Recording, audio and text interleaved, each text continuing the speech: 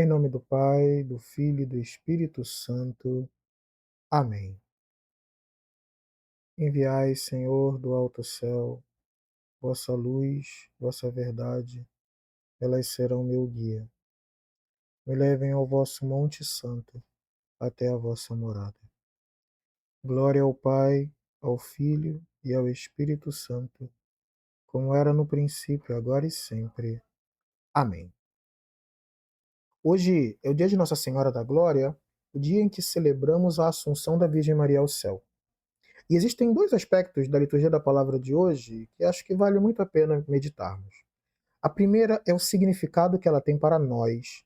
A segunda é o significado que ela tem para a história mesmo da Virgem Maria e da Igreja. Quando falamos de significado que ela tem para nós percebemos que a Assunção da Virgem Maria é como uma antecipação daquilo que vai acontecer com todos nós no fim dos tempos. Isso nós observamos na segunda leitura de hoje, quando São Paulo diz assim para nós: Porém, cada qual segundo uma ordem determinada. Em primeiro lugar, Cristo, como primícias, depois os que pertencem a Cristo por ocasião da sua vinda. Em Adão todos morrem, mas em Cristo todos reviverão. Segundo uma ordem determinada, primeiro o Cristo como primícias, o primeiro a ressuscitar, e depois os que pertencem a Cristo também ressuscitarão. Quando nós celebramos o dia da Assunção da Virgem Maria, estamos celebrando alguém que está diretamente unida a Cristo pela sua vinda, pela vinda na encarnação. E essa vinda que ela teve na encarnação, esse vínculo que ela tem, foi que deu a Nossa Senhora o privilégio dela ressuscitar antes de todos os outros. Só que essa ressurreição, ou seja, a presença de Nossa Senhora de corpo e alma no céu, é uma antecipação daquilo que acontecerá com todos nós. Todos nós esperamos um dia em que nós vamos ressuscitar. E isso é uma notícia maravilhosa. Por quê? Porque aqui está a notícia de que as dores, os sofrimentos materiais que nós temos, as privações, elas são apenas um pedacinho da nossa história. Na verdade, quando nós falamos que Nossa Senhora está no céu de corpo e alma, e de que ela está na glória, como é o dia também que celebramos hoje, estamos dizendo que o corpo humano possui um significado que nós só vamos entender no fim dos tempos. Significa que existe uma história em que a Dona Coluna, a Dona as Costas, não é a última palavra sobre a obra divina. Isso é muito bonito, porque se nós olharmos assim um pouco a história humana, isso poderia gerar uma certa tristeza na história humana. Porque imagina, nós começamos crianças, com muita energia, crescendo, se desenvolvendo, aí ficamos jovens, construímos coisas e vamos envelhecendo, e o corpo vai ficando cansado. E quando nós temos cabeça e quando nós temos um pouco mais de sabedoria, quando o corpo está demasiado cansado. Ou seja, a história, de algum modo, vai mostrando para nós uma certa decadência corporal. Ainda que intelectual ou espiritualmente as pessoas possam crescer, do ponto de vista físico, existe uma decadência acontecendo conosco, sempre. Estamos ficando mais velhos a cada dia. E seria muito triste se a última palavra para nós sobre o corpo, sobre a vida, fosse uma palavra de decadência. Só que quando nós falamos que existe um corpo glorioso, estamos dizendo que na vida celeste teremos todos um corpo que é todo ele cheio de Deus, e ainda por cima que Deus é tudo em todos. Então, a grande novidade de Nossa Senhora da Glória, para nós, é o aumento da nossa esperança. A nossa esperança de vida eterna. A nossa esperança de que encontraremos o momento em que tudo ganhará um sentido novo na nossa história. Bom, e aí algumas pessoas olham para isso e falam: nossa, mas isso parece uma coisa meio fantasiosa, uma coisa meio sem sentido. E a maior prova de que não é a Assunção de Nossa Senhora mostra que uma pessoa que não é Deus foi elevada ao céu de corpo e alma e realiza uma obra de intercessão por nós. Nós temos algumas evidências disso, por exemplo, quando alguma pessoa é perturbada por uma ação do mal, nós fizemos um pedido à Virgem Maria e a pessoa percebe um certo alívio. Isso mostra que Nossa Senhora não é um ser que subiu ao céu e ficou lá, que a sua oração tem eficácia. Quando nós pedimos a intercessão à rainha dos anjos e cantamos o Ave Regina Celorum, e aquilo causa paz em alguém, a novidade que está sendo contada aqui é que a Nossa Senhora, a rainha dos anjos, essa que é coroada no céu, no dia de hoje, exerce como que um ministério na oração, não é porque ela governa a história humana, mas pela oração ela consegue fazer o bem para nós. Esse privilégio da Virgem Maria é também uma antecipação daquilo que vai acontecer com a igreja. E nesse sentido, esse evangelho de hoje e a liturgia de hoje é magnífica para entendermos esse aspecto. Agora, tem um outro aspecto também muito interessante que não é só sobre o que significa para nós, mas também o que a liturgia da palavra de hoje pode nos aludir a uma certa imaginação da minha parte, mas não é uma imaginação absolutamente sem sentido, que é nós não temos um relato bíblico do dia em que Nossa Senhora entrou no céu. Nós não temos um relato que especificamente conte para nós como foi a chegada dela com os anjos e os santos do céu. E nós não temos esse relato na Sagrada Escritura.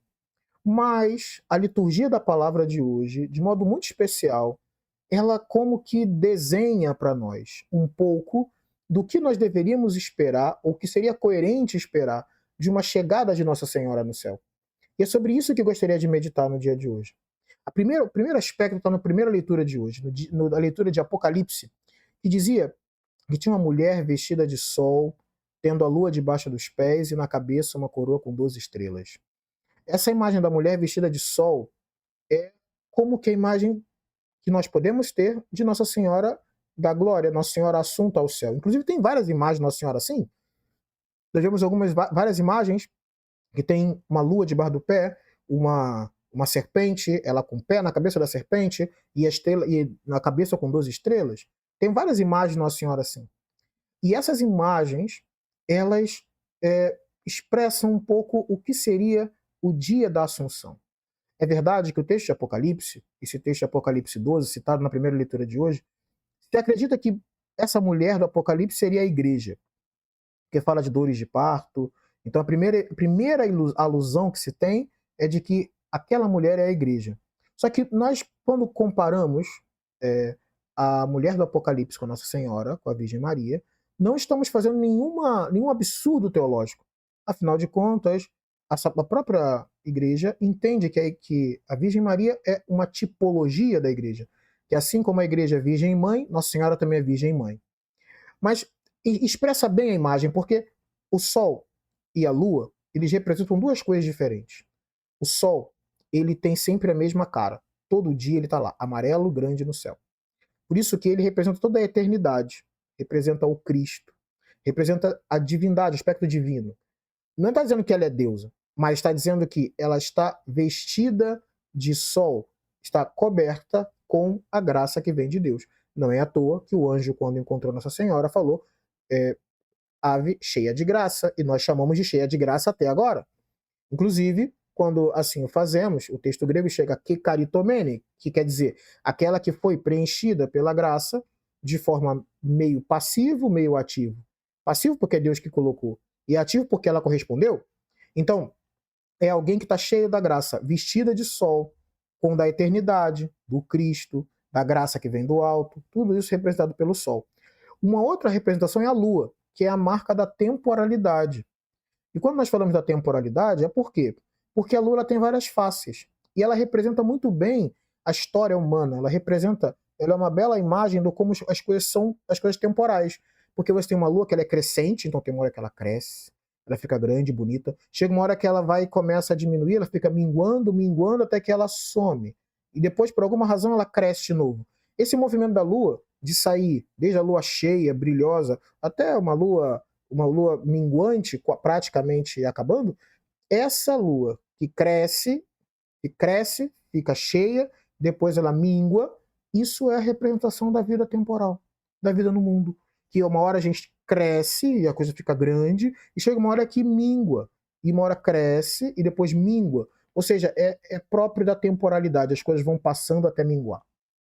Isso daí é o que nós encontramos na Lua. E aí você tem uma mulher vestida de sol, vestida da eternidade, tendo a temporalidade, isso que se esvai pela nossa mão, debaixo dos pés.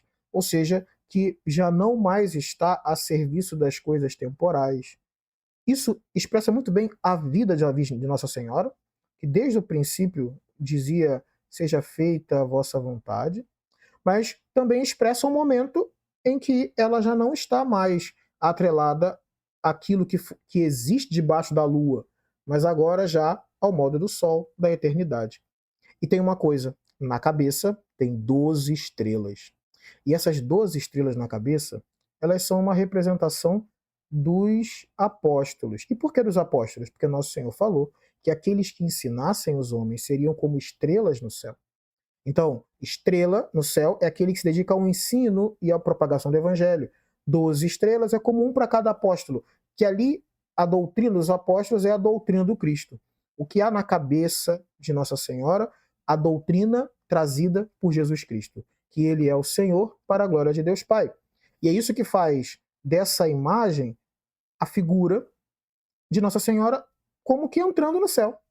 Eu tenho uma imagem muito bonita de imaginar Nossa Senhora chegando, abandonando a temporalidade, essas necessidades cotidianas de todos os dias, né? Ou seja, a lua debaixo do pé, revestida de sol, ou seja, o corpo glorioso. Por quê? Porque tem na cabeça, pela cabeça, pela fé, as 12 estrelas, o ensinamento do Cristo que ele deixou na mão dos 12 apóstolos. Esse tipo de imagem é especialmente interessante, mas não só isso, porque isso expressa bem a imagem da Virgem Maria chegando no céu. Mas, ou seja, o corpo glorioso dela. Mas se nós quiséssemos representar o cortejo mesmo, a chegada de Nossa Senhora no céu, olha, existe algo de muito bonito quando nós pensamos sobre isso. E o Salmo responsorial de hoje, ele expressa isso muito bem. O salmista dizia assim: o salmo que nós ouvimos hoje, as filhas de reis vêm ao vosso encontro. À vossa direita se encontra a rainha, com veste esplendente de ouro de Ofir. Escutai, minha filha, olhai e ouvi isto, esquecei vosso povo e a casa paterna, que o rei se encante com vossa beleza. Prestai-lhe homenagem, é vosso Senhor. Entre cantos de festa com grande alegria, ingressam então no Palácio Real. Esse é o salmo que nós ouvimos no dia de hoje, né? E esse salmo conta como uma rainha chegando na corte celestial e na corte do rei, sendo revestida com ouro, com todo tipo de pérola preciosa, seguida por várias amigas, né? As filhas de reis vêm ao vosso encontro, e à vossa direita se encontra a rainha com veste pendente de ouro de Ofir. Aqui o texto mostra uma rainha chegando, revestida com várias pessoas em volta, fazendo um grande elogio. Esse salmo, no dia de Nossa Senhora da Glória, é muito interessante, porque hoje também é o dia que se entende como Nossa Senhora Rainha do Céu, Rainha dos Anjos. E quando se fala dessas pessoas que chegam como um grande cortejo, é como se fosse a chegada de Nossa Senhora na corte celeste, a partir da Assunção. E isso, de fato, é algo muito bonito, como sendo essas virgens que estão junto dela.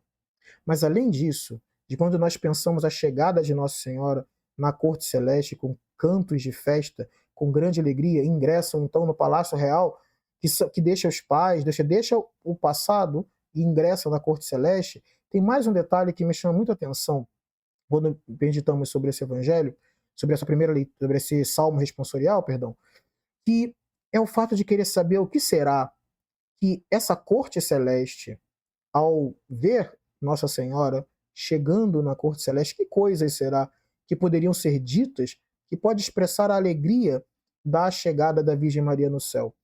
E aí, se nós pararmos para meditar um pouco, nós vemos que existem algumas passagens bíblicas que mostram três tipos de pessoas saudando Nossa Senhora. Você encontra os anjos, você encontra os santos e também a igreja inteira. A igreja inteira pedindo algo, os anjos louvando a sua santidade e os santos também. E que momentos são esses? O primeiro é na hora em que o anjo aparece para Nossa Senhora e diz assim: Kairi ke karitomene, em grego. Ou seja, alegra-te cheia de graça, o Senhor é contigo. Então, o modo como o anjo saúda a Virgem Maria é: alegra-te, cheia de graça, o Senhor é contigo. É como se nós imaginássemos que a grande corte celeste, ao louvar a Virgem Maria entrando no céu, poderia sim imaginar que os anjos louvam com o modo como São Gabriel a louvou quando a encontrou. Alegra-te, cheia de graça, o Senhor é contigo. Mas depois dessa frase, também tem a frase dos santos. E nós sabemos que é a frase dos santos porque quando nós ouvimos no Evangelho de hoje, Santa Isabel, quando ela vê a Virgem Maria, ela diz assim: Bendita és tu entre as mulheres e bendito é o fruto do vosso ventre. Essa é a frase que Santa Isabel fala. Só que Santa Isabel fala essa frase num contexto muito específico. Assim que Nossa Senhora chega na casa dela, na visitação, que é o evangelho que nós lemos hoje, quando Santa Isabel fala essa frase, ela está cheia do Espírito Santo. Então não é só uma pessoa boa querendo ser agradável. É alguém cheio do Espírito Santo fazendo um louvor à Virgem Maria. Isso é o louvor de um santo. Santa Isabel está louvando a Virgem como um santo louvaria.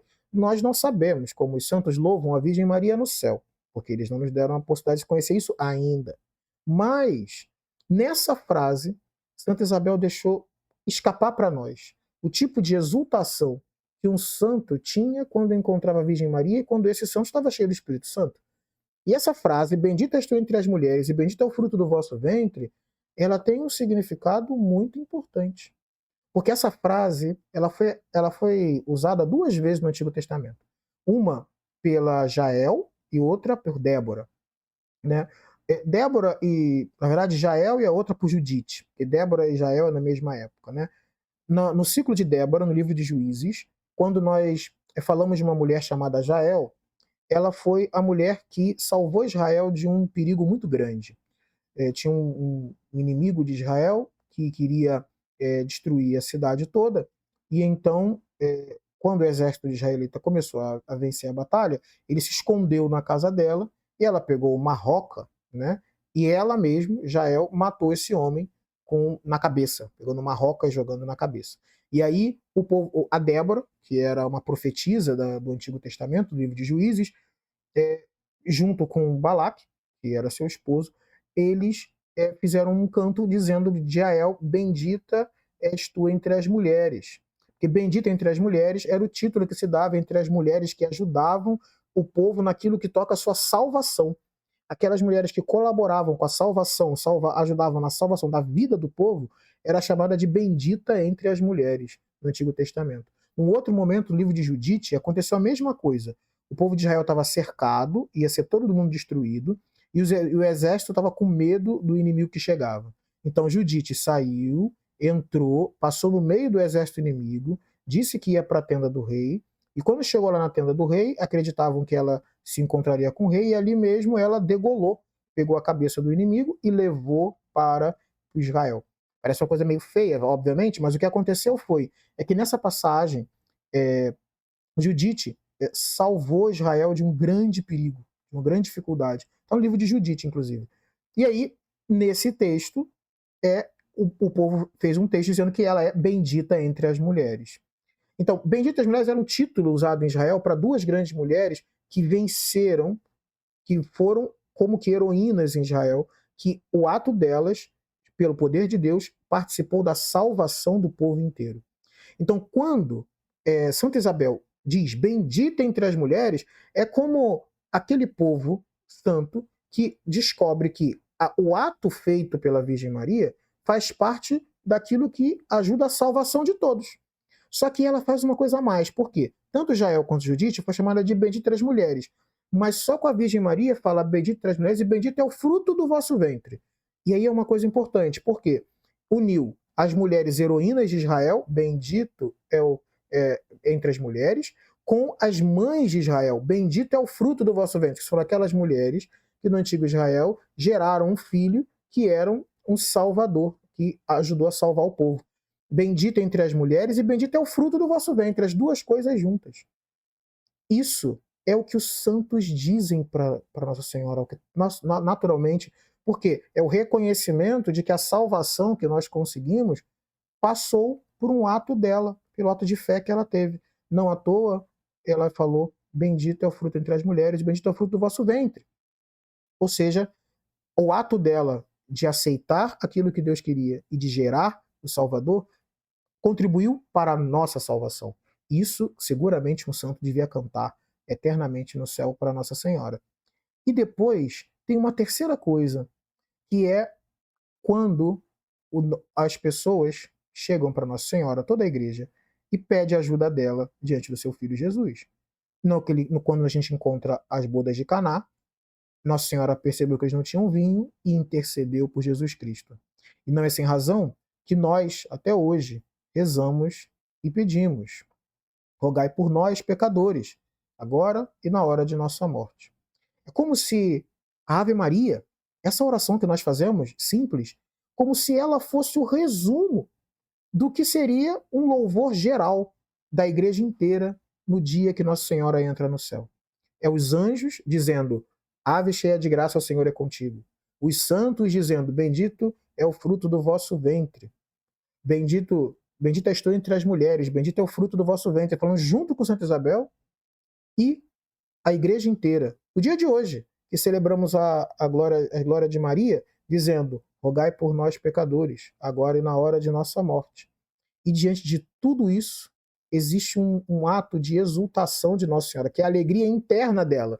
E essa alegria nós encontramos num texto, que é: A minha alma engrandece o Senhor, e se alegrou meu espírito em Deus, meu Salvador, que é o evangelho de hoje, o evangelho do Magnificat. Que todos os dias os padres rezam esse evangelho, todo dia, à tarde, louvando a Deus pelas graças concedidas naquele dia inteiro. Olha que coisa impressionante. No fundo, o que nós estamos percebendo aqui é que uma simples oração da Ave Maria contempla quase todo o que seria a imagem do mistério de Nossa Senhora entrando no céu. Mas não somente isso. Percebemos que, de alguma maneira, essa entrada dela no céu, que hoje nós imaginamos, mas não sem fundamento teológico, que nós imaginamos, também serve para entender o que será um dia de nós, que, com a graça de Deus, também ressuscitaremos e também entraremos na corte celeste, com a graça de nosso Jesus Cristo, para a glória de Deus Pai. Pedimos ao Senhor Jesus que no dia de hoje, em que celebramos Nossa Senhora da Glória, tenhamos o dom de poder viver santamente esse dia, de louvar sempre a nossa Mãe do Céu.